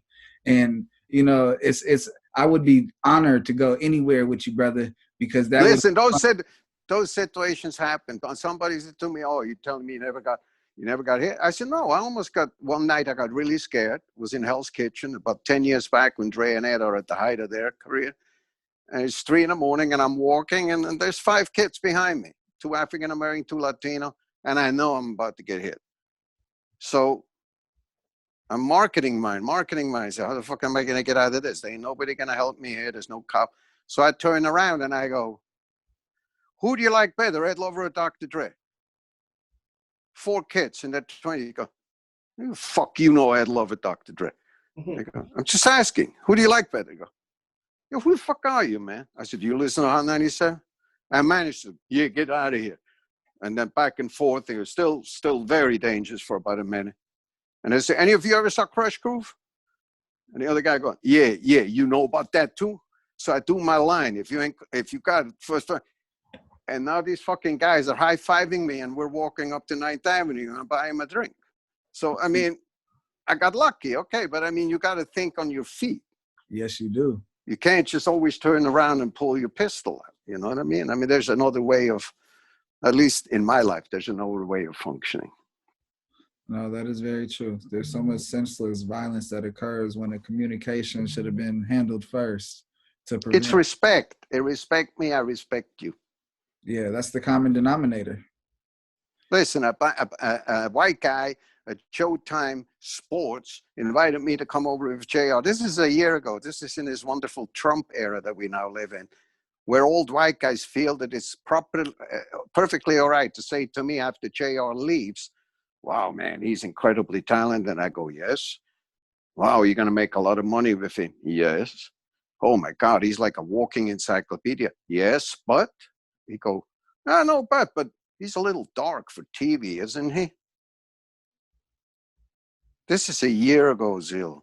I pulled this motherfucker across the table, white executive, top-notch CBS. And I go, listen, you racist piece of shit. And he goes, Charlie, you know me. Yeah, no, I thought I knew you. That's not what I meant. Yeah, that's exactly what you meant. What kind of shit is that? He's a little dark for TV. So, you know, what Trump, in my opinion, unfortunately has brought out in society, what Hitler did in Germany, there are a lot of closet racists, closet homophobes, closet xenophobes. And I remember 2 days after he was elected, I was on the subway and this white guy walking up to a Muslim woman saying, fuck you, Muslim, and kept walking. That never happened during the Obama years. That never happened during the Bush years while I was here. So you have no idea how happy I am that this motherfucker is out of there, even though they may need a truck to get him out of there, or a lift or a helicopter. But just, you know, and to realize that all of a sudden I'm in a country where 49% like this guy, it scares the shit out of me a little bit. Tell you the truth. My friend made a meme. He's a comedian, but his meme was, to believe 60 million people voted for that man, that's the biggest terrorist group in the world. It is. It absolutely is. And my friends in Europe, you know, they call like the whole weekend, they're calling, how is that possible? And then when he finally won, this morning, they go, how can he still be in there? I go, he's going to have a rally this weekend.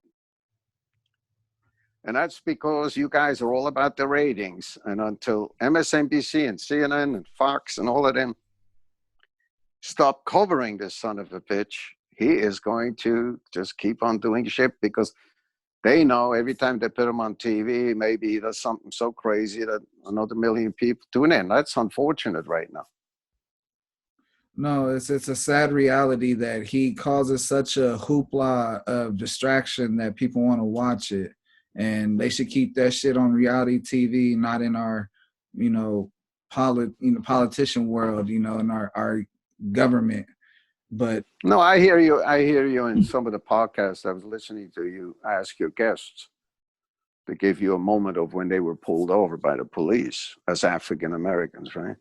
Yeah, no, I was actually, it's my awareness segment. And, you know, I had one more entertainment question to ask you, and then I was going to dig into my awareness segment. And go ahead. My last question is, what is a few things people got fucked up about the hip hop culture? That people got fucked up about the hip hop culture? Yes, the people that are not in it. Okay. Well, that's a hard one to answer, because I'm going to quote Melly Mel right now, who doesn't think highly of today's hip hop stars. The 2 songs, 1 thong guys, you know, all about banging and shooting up shit, etc., etc. So people have something against hip hop. I don't think you hear that many people having very much against hip hop from the 80s, even into the 90s. I think a lot of people, white people who are scared or whatever, hip hop right now, you know, it cracks me up, because I'm trying to tell my white friends who say, oh, your MTV RAPS is what started it all. I said, yeah, it sure did. And let me tell you who watched your MTV RAPS. And then they go, what do you mean who watched? I said, do you really think that in 1992, African-American families had cable? And then they look at me and they go and say, okay, wasn't it your son who started walking around at home in Jersey and Morristown with their pants down to their ankles? Have you ever asked any of them why they're wearing their pants down to their knees? I bet you not one of them.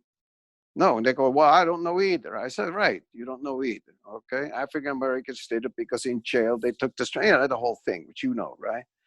I said, so hip hop blew up because of white kids, not because of black kids, because it's the white kids in the 90s that made hip hop the biggest thing. And I just laugh when I go to an event and I see a bunch 20,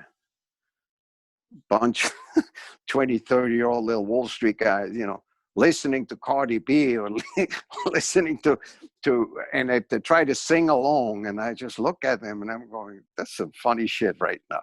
So God bless the current crop of hip hoppers. Go get that money from Whitey. Go get it all, because they're so scared of you right now that you're like Trump. You can shoot somebody in the middle of Fifth Avenue. You can walk into their home and probably have sex with their wife while you're rapping, and a guy would probably applaud, say, wow, I can't believe he came to my house. So, I mean, I think that's where you're at right now with the people about hip hop. But I don't find, that's not because I'm an older guy. I'm a Nas guy. I'm a Jay-Z guy. I'm a Tupac guy. I'm Biggie Smalls. I'm sorry there, my alarm went off. Can you still hear me? Yes, sir. Of course, I just lost you, and not being a clever guy. How do I get out of this here now? Wait a minute, I got to come back. Here we are. We're back. I'm back, right? Okay. Yes, and, I loved hip hop during those years. If you look at my Charlie Rose interview, when he goes, yeah, but you must be against Ice-T because he says, shoot the cop. I said, no, watch that interview. That's 25 years ago when I said, what about Gore, which is up in Canada, killed the cops? Nobody said anything. What about when we had Crush Groove opening with the Open Disorderlies? Who's the man? All it took was one stabbing somewhere in bumfuck nowhere, and every newspaper had hip-hop movie stabbing. So it's a very racist society, always has been, and I don't think it's going to get any better anytime soon. So the younger generation hip-hop, go get what's yours, man. Go hurt them. Yes, I'm kidding. All right, my next segment is my awareness segment, and we started to knock on that door, and then we're going to start bringing it home. And it's knowledge is power, but when you use that knowledge, it becomes a superpower. And there's no other greater time to have a superpower than dealing with the police, and the last time, or whenever you're dealing with the police. And so I like to ask my guests, when's the last time they were pulled over, and what's some advice they can give in the situation of interacting with the police? Okay, I'm a lucky guy. I'm a white guy. Didn't get pulled over, but I did get pulled over with Dr. Dré a couple of times when we were filming, and just sitting in that car, and Dré was able to explain in very little time who he was, and then of course they kissed his ass, black or white cops, with him. So I'm not the right person to speak to that, but I know that just about every African-American friend that I have, including JR, who according to this guy at Showtime Sport is a little dark, isn't he? JR will actually say to me, I'm going to leave now because I want to get home before it gets dark. And it breaks my heart when I hear this. So I'm all for Black Lives Matter.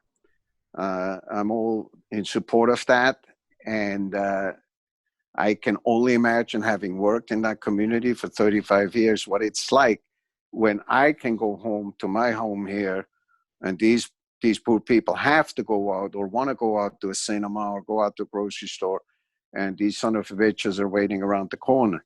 I have never been a fan of cops, even when I lived in Switzerland. I always thought of the cops as referees, and people say, what does that mean? I say, well, if you're a soccer player or a basketball player, you're on the team. If you can't make the team, you're too fucked up, you're going to become a referee. So I always felt that the cops are basically referees because they can't make it in life in any other way. That's why half of them are corrupt. I've never met a non-corrupt cop in my whole life. And I've been in plenty of situations running nightclubs, concert late at night, whatever. You just pull out the money and they go away. I mean, think about that. It's disgusting. They're supposed to protect us. And I'm a white guy doing that. So I don't know if that answered your question or not, but I don't like the cops. And I'm sure they'll be knocking on my door after they watch your podcast. No, we got a right to freedom of speech, and it's still fuck the police, on my end too, we all have our own experience to why we grow to that idea. I feel that the police have such a vital role in what they should do and to serve and protect. They do. And they don't. They don't serve and protect. They do what benefits them. Sometimes you'll have a few good cops and then you'll have a whole bunch of sour ones, but people don't realize when you allow the problem to persist and continue going, you're not a part of the solution, you're a part of the problem. And that where the bottom line lies with a lot of how we feel is because the police are not doing what's right, and they are not charging one another, and they're not making people held accountable. So therefore we have, they're part of the problem. They're not the solution. And that's why they call it the blue wall, right? I mean, it's terrible. Yes. No, I don't feel like you were supposed to answer the question. I feel like you're supposed to give your own testimony, because at the end of the day, people need to understand what's real and then what's people's facade. And what you're talking about is so real that people will rather sweep that under the rug, because that will, contradict what they're trying to do, than allow the truth to be out there. And people forget the truth will set you free. And a lot of those people that were doing dirt will have to have their ass sit down, and that time will cost them. So it's so deep. Yeah. Charlie, I got one more segment. It's called my Impulse Q&A. And it's, I got impulse questions I wrote down prior to having this meeting, and I want your impulse answer. You don't like the question, it's all good. Just say pass, and I'll provide another question. Are you ready? Okay. Question number 1. What is the funniest thing you've seen happen in real life? Holy shit. Funniest thing in real life.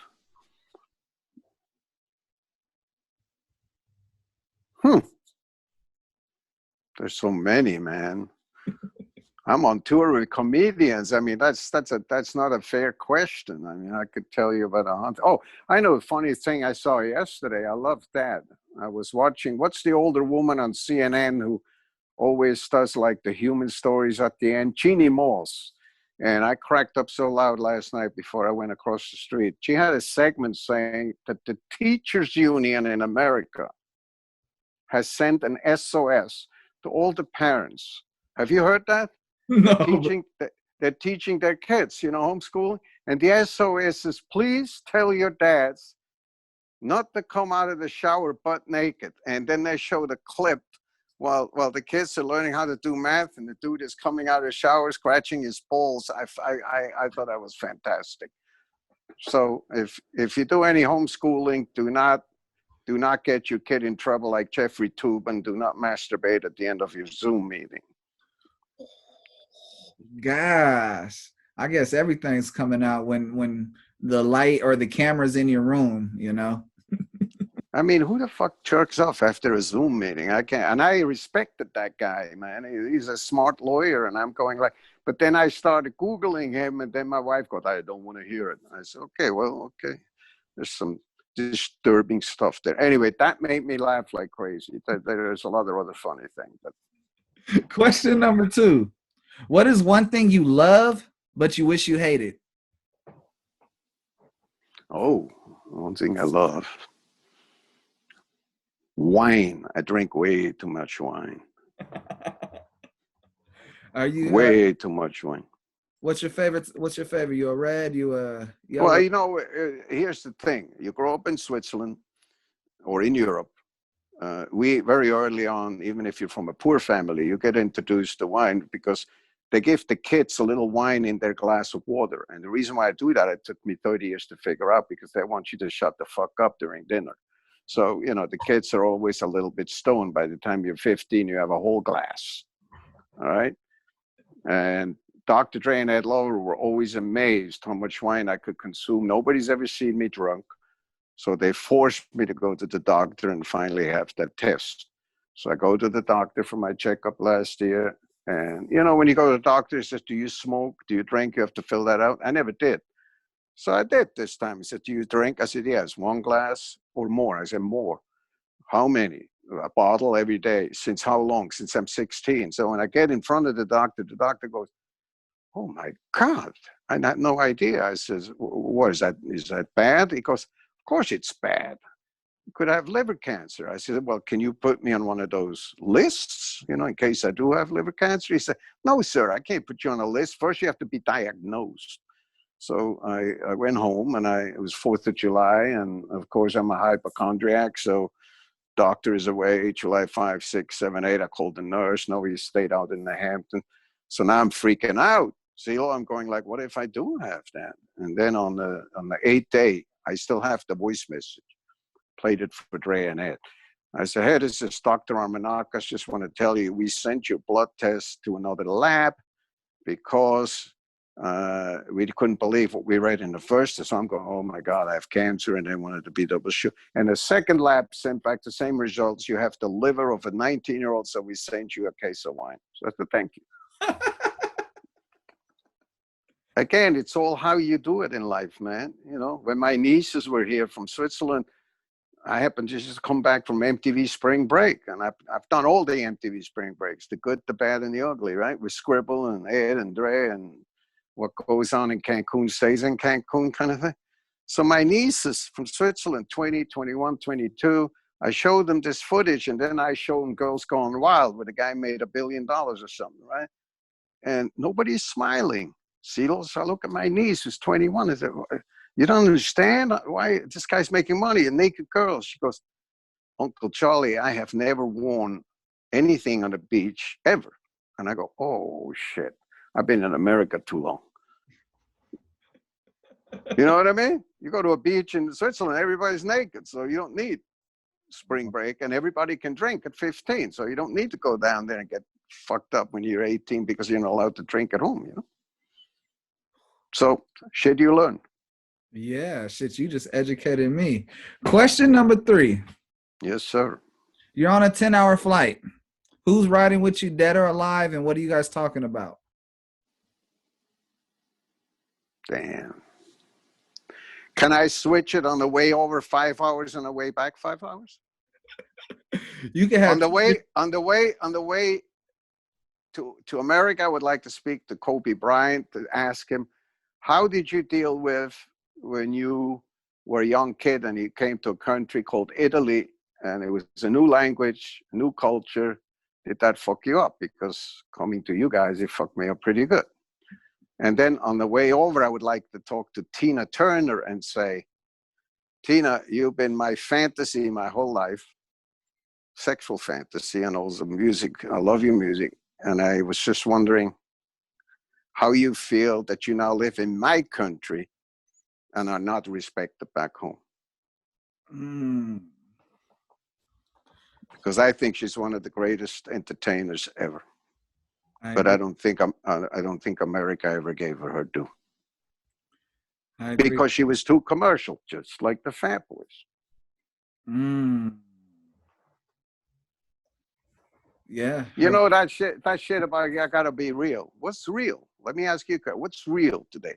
Isn't survival and succeeding and being happy and contributing to society, isn't that what we sort of been put on earth to do? Or do I really need to walk around and say, no, I ain't touched that? One of my favorite moments in my life is Buffy. Buffy, the human beatbox Buffy. He was like my son. And we're in Louisiana. We're in I forgot which town. And Buffy had never eaten crawfish. And we're down there on tour with the Fresh Fest. Cool Rock and Market are asleep, thank God, because, peer pressure. They tell them, don't eat this, that's white people food. And Buffy loved food. So he saw me eating the crawfish. And he said, you really like this, right? I love it. I said, what is it? I said, it's chicken. He says, chicken? It don't look like chicken. I said, it's chicken. It's a different kind of chicken down here in Louisiana. And Buffy ate an entire plate of crawfish, loving it. And just when we finished, Cool Rock and Market come out of the elevator, yo, sucker. And that's so sad that we put that kind of pressure on us about being real, being in the hood and not in the hood and all this shit. I think that's one of the biggest problems we have. Just be you, man. Whatever makes you comfortable. If you walk down the street with your zipper open or whatever, do what you got to do. Whatever makes you happy. That's one of the biggest complaints I have about society. To answer your question, what's real is exactly what you said, is be true to yourself.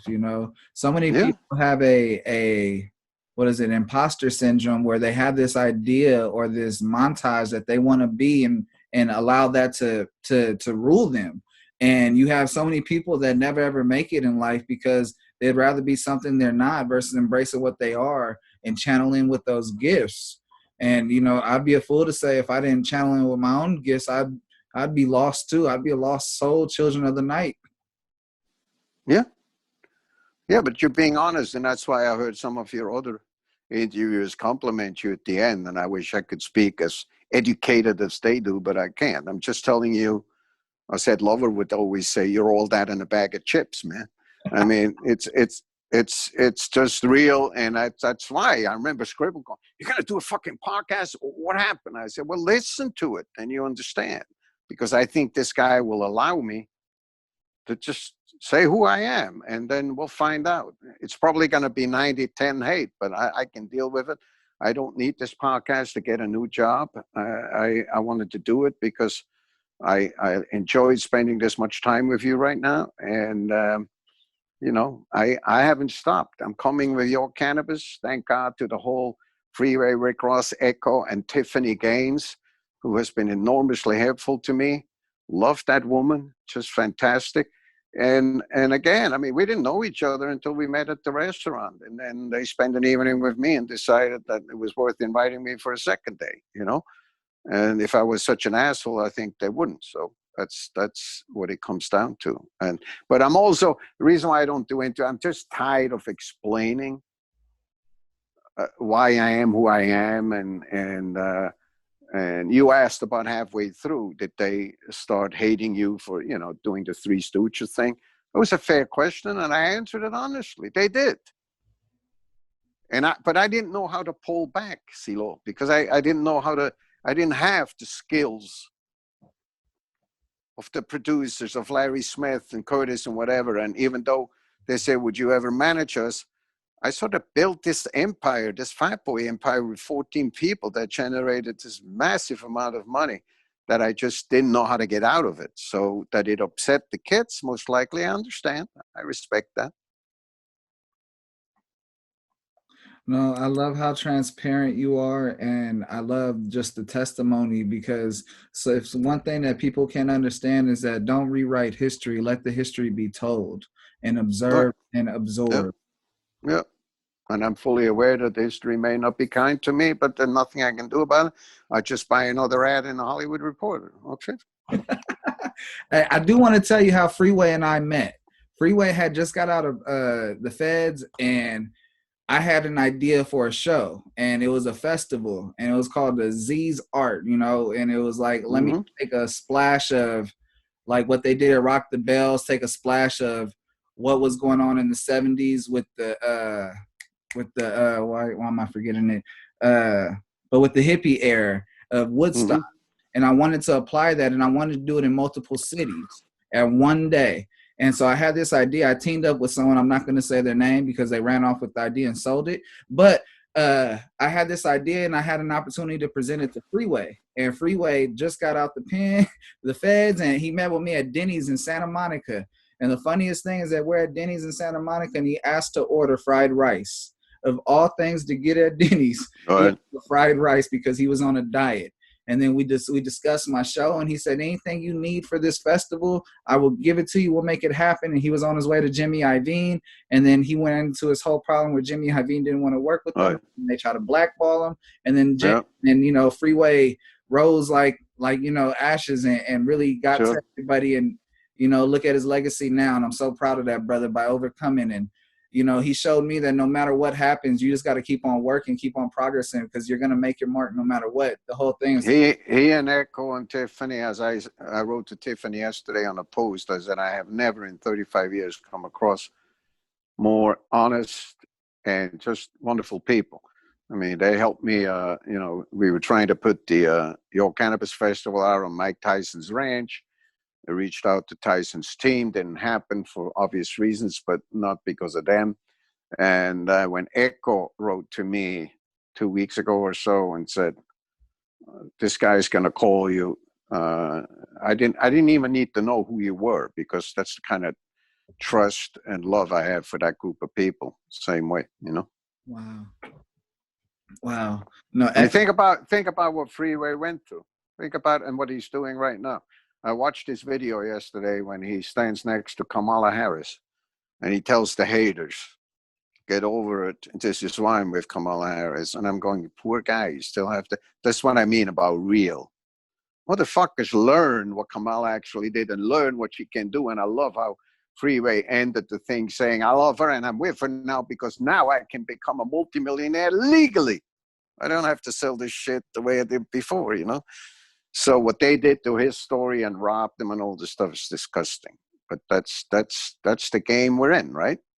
Yes, overcoming, and see, I have a simple. You're gonna hear two things about when you talk to people. Then you're gonna only hear two things. You know that guy Charlie Stettler? He's a gangster, right? He's like a mobster, right? And then the other people say, "Oh, watch out for him because he's gonna rob you." So those are the two things you're gonna hear from people who've never heard of me, never seen me, whatever it is. Because yeah, if you fuck with me, I do go to Brooklyn and I can send Luigi and Rocco your way. But so can you. We all have those Luigi and Roccos in our life. Okay? In terms of robbing you, you should be careful how you talk and talk to the people who had all that money in the bank. How they got rid of it by the time they turned 20, it's one of the saddest things, in my life. But I understand where you come from. You may just have that kind of money. I never had that kind of money. I never had the kind of money that Fat Boys have. I don't have Diddy money. I don't have Russell money. I don't have Rick Rubin money because it's never been about the money with me. As Russell said, you spend your money promoting artists. I spend mine promoting me. So, different things. Wow. I would like to end this thing with one thing, which is going to cause such a bad reaction on your podcast and people are going to fucking go crazy. But if I had $1 for every rapper that was saying to Bad Boy or Def Jam, they came up to me and say, yo, man, can you help me? I never got paid. I'd be retired. My answer always is, if you don't get paid, you go after the people who don't pay you. Don't give me that omerta shit, that mafia shit, okay? So I ended at that. Larry Smith died broke. I can give you 10 other names. And then when you look who they work for and the amount of money that they generated, so it's not always, as Mr. Farrakhan is fond of saying, the white devil that steals the money. Sometimes other people steal it too. You're not lying about that. Hell not. That's the paper trail that people don't understand. And as soon as you're not privy to the paper trail and it's your money, that's how you know you're getting fucked. And you do.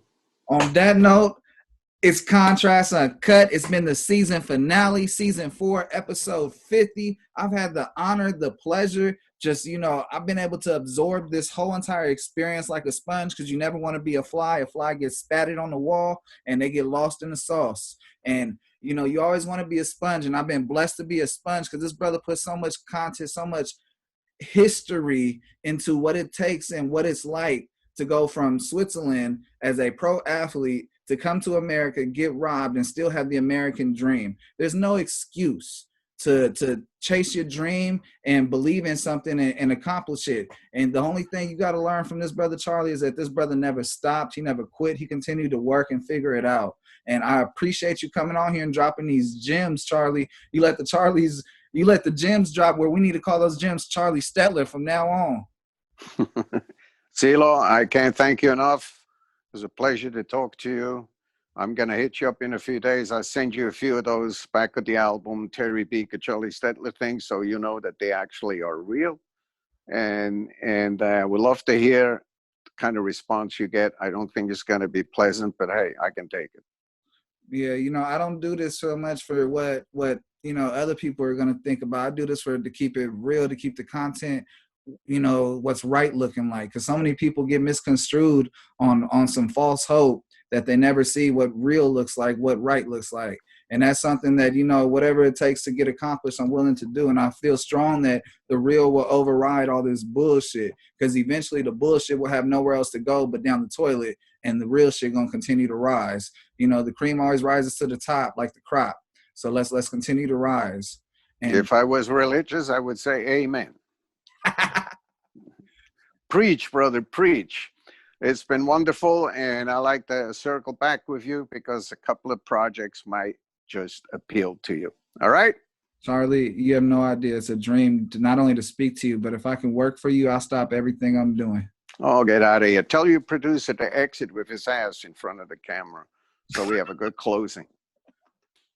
Love you, brother. Take care. Love you too, brother. Bye. Blessings on blessings. Get well. Huh? Get well. What's that? I said blessings on blessings. Get well, so you can put that foot back in those people's Okay. asses. I'll give you a Swiss yodel because you never heard one. And this is what Ed Lover used to have me do on Monday mornings on Hot 97. Figure the people who listen to Hot 97, and all of a sudden Ed Lover goes, "Hey, would you like to hear my white manager close the show?" And I'd be going,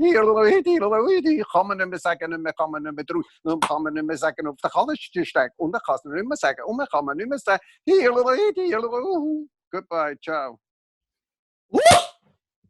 That was amazing. Take care.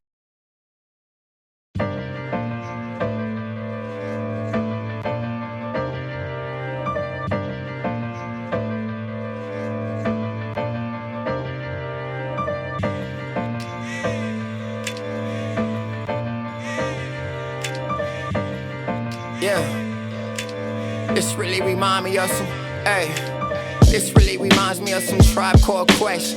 Hip-hop really taught me to give it all I got left.